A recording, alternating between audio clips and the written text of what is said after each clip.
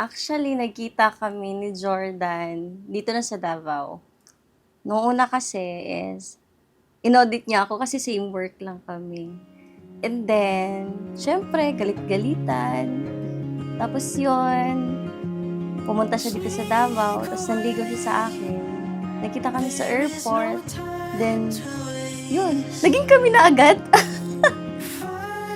Mahiyain. Kasi nung na-meet niya ako, padyak siya ng padyak. Kinikilig yata nung nakita ako.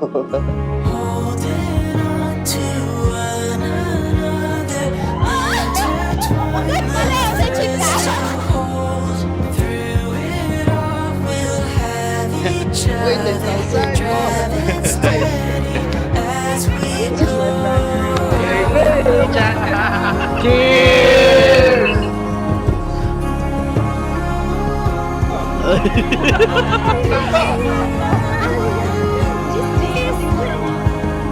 Excited ako matapos.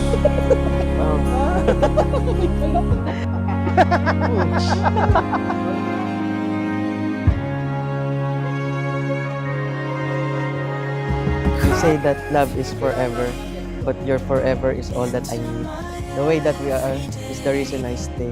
As long as you are here with me, I know I'll be okay.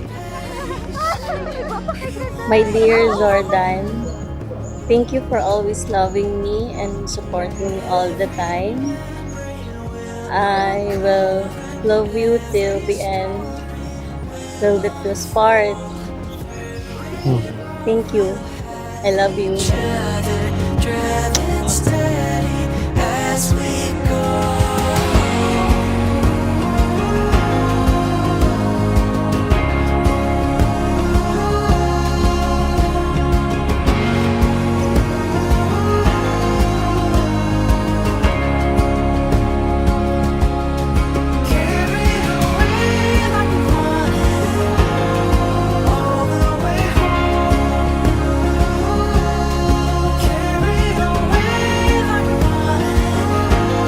Love na love. 101%.